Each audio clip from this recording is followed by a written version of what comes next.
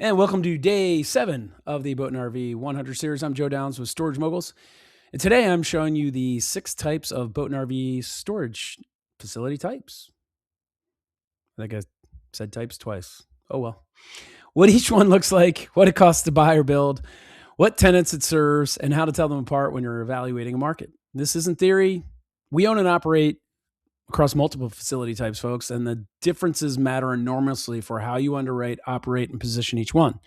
And if you want the full asset class framework with AI powered tools, head to storagemoguls.ai. You can register to join for free. There's just a waiting list right now. We launched in a couple weeks, I think 3 weeks now.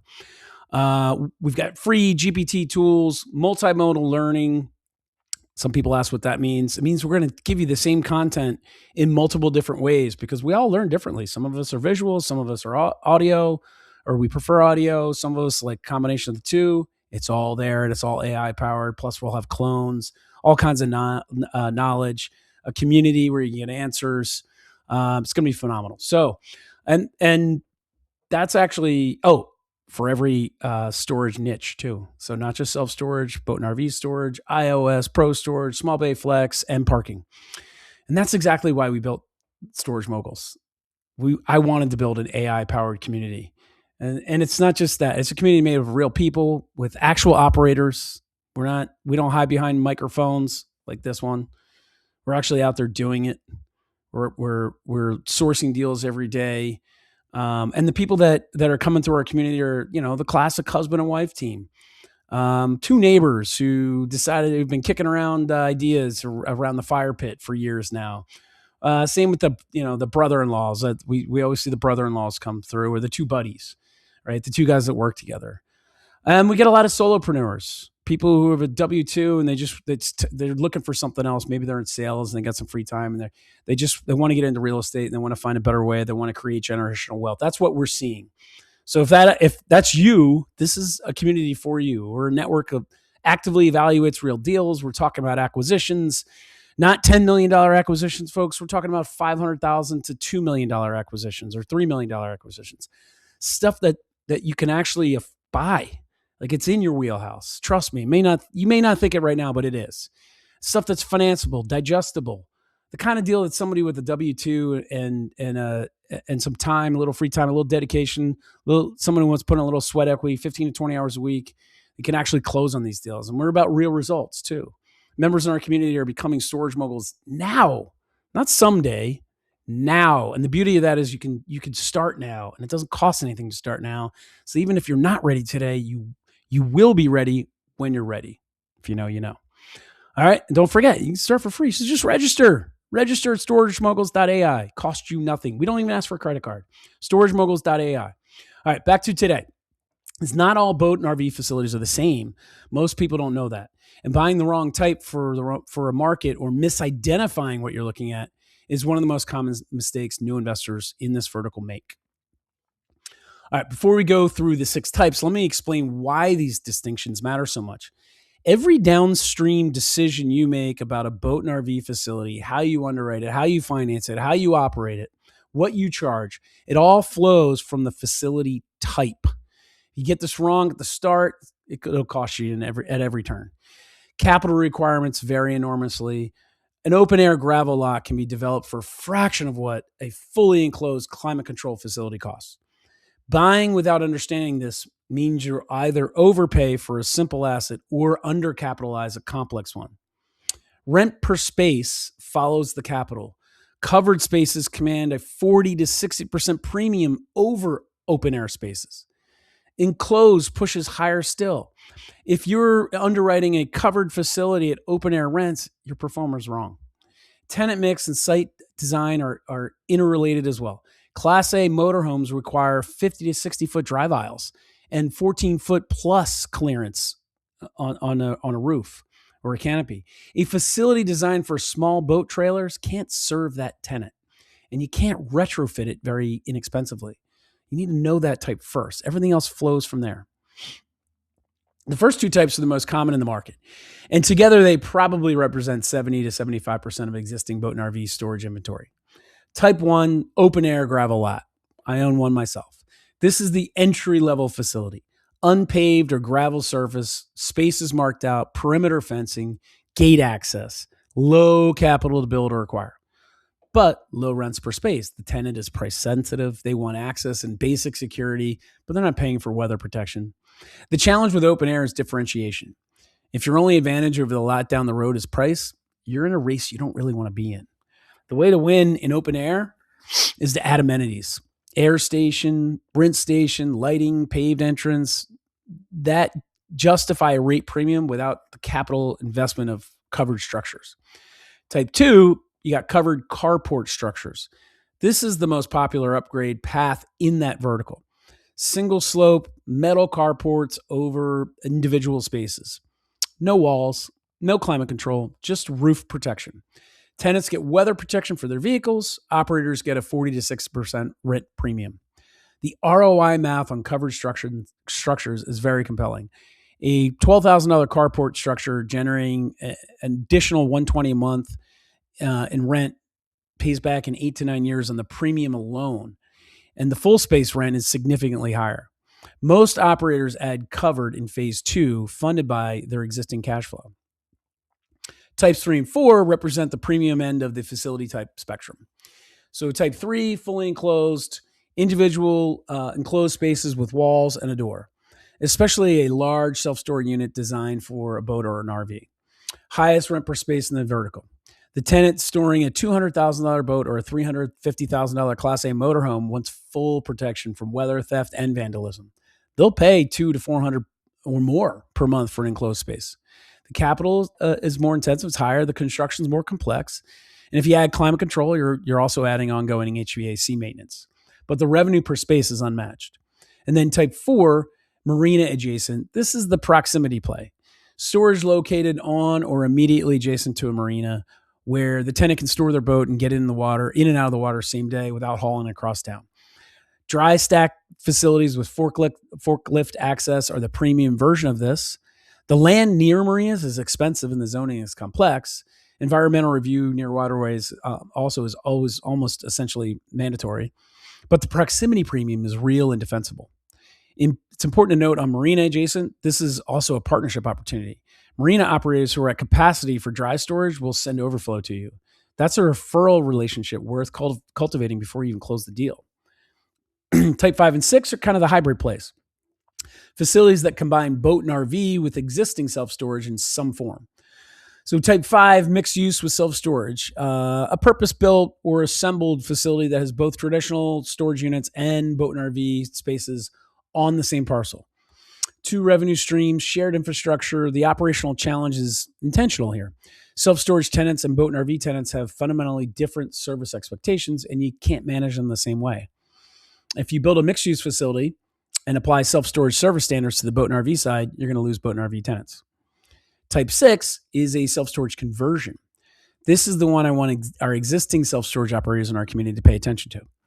If you own a self-storage facility with unused land, and a lot of facilities do, converting that acreage to boat and RV spaces is often the highest return use of that land. The site work and infrastructure costs is incremental because you already own the land and have the gate office and management infrastructure already in place. And your existing tenants are built-in market. 10% of them own a boat or an RV. All right. And they're going to store with you if you start to offer that. If you're in a community and you own a self-storage facility, stop and think about whether you have unused land that could support boat and RV. This is an opportunity that we see missed constantly. Here's the full matrix, all 6 types on one reference slide. Screenshot this one, folks. Open air at the bottom of the capital and rent stack, and closed at the top. Marina adjacent is the premium proximity play. Mixed use and conversion is the hybrid opportunities that most investors in this space haven't fully explored yet. The column that matters most when you're evaluating a deal is the last one, best 4. Every facility type has a market and a use case where it makes the most sense. The mistake is applying the wrong type to the wrong market. Building enclosed in a low income area where the rents can't support the capital, or leaving open air on the table in a coastal HOA dense market where covered would command a significant premium, not a smart move. Keeping this matrix in mind every time you pull up to a target market, You want to ask yourself, what does this market support? What type are the existing facilities? Is there a gap between what the market can support and what's currently available? That gap, that's your opportunity. Here's a practical tool you can use right now without leaving your desk. Pull up Google Maps satellite view on any market you're evaluating. Look for boat and RV facilities. You'll find them near waterways or on the outskirts of suburban areas adjacent to marinas as well. Then identify the type based on what you can see from above. Gravel or dirt surface with no roof structures. That's open air. You can estimate space count from satellite and eyeball drive aisle widths. You can actually measure it on Google Maps. If the aisles look narrow, under 40 feet, note that as a constraint on the tenant mix. Metal roof structures over rows of vehicles, that's covered. Count how many rows are covered versus open air. This tells you the operator's phase 2 status. Building footprints with individual door openings, that's enclosed. The depth to width ratio of the units tells you what vehicles they're sized for. Water body nearby with what looks like a boat launch or dock, well, that's potential marina adjacent. Check the distance to the shoreline and the access road configuration. Self-storage building plus an adjacent lot with vehicles, well, that's mixed use. 2 distinct areas on the same parcel. Self-storage facility with open land that isn't being used, that's a conversion candidate. This is one of the highest value signals in the market. An existing operator sitting on land that could generate boat and RV income. 15 minutes on satellite view before you make a single phone call. That's your playbook. That's the habit. The facility type decision should be driven by the market, not by personal preference or what you've seen elsewhere. In a rural or agricultural market with low HO density and price-sensitive tenants, open air is probably the right answer. Spending capital on covered structures that won't get the rent premium is probably a mistake there. Keep costs low there. Compete on access and location. In a suburban HOA-dense market near lakes or rivers with mid-income demographics, covered is usually the right answer. That market will pay for weather protection. If you build open air there, you're leaving 40 to 60% of available rent on the table every month. In high-income coastal markets with significant luxury boat and RV concentrations, enclosed or high-end covered is right. Tenants with $200,000 boats and $400,000 Class A motorhomes, they don't want open-air storage. They'll pay for protection. The mismatch risk runs both ways, though. A Class C facility in a Class A market means revenue permanently left on the table. A Class A facility in a Class C market means capital you spent that the rents can never justify. Both can be expensive mistakes. One final concept before we close out today's episode. The upgrade path. Most experienced boat and RV operators don't acquire premium facilities at premium prices. They acquire open air or lightly covered facilities at pricing that reflects their current state. Then add value methodically over time. Phase 1, acquire open air. Focus on occupancy, tenant relationships, and getting the operational systems right. Don't spend capital on upgrades until you understand the facility and the market. Then phase 2, add coverage structures to your highest demand rows using operating cash flow. Raise rents on covered spaces immediately. The payback on coverage structures at the rent premium is often under 7 years, and that's before counting the full space rent. Phase 3, then you upgrade amenities. Pave the drive aisles maybe. Add air and rinse stations. Improve lighting and security. These upgrades justify rate increases across the facility, not just on the covered spaces. And then if you go to phase 4, you can add enclosed spaces if the market will support the rents. Now you're operating a multi-type facility with diversified revenue and a significantly higher NOI than you started with. Exit or hold a stabilized multi-type facility with documented occupancy history and institutional grade operation commands a very different price than the open air lot you bought in phase 1. That's value creation through the upgrade path. Okay.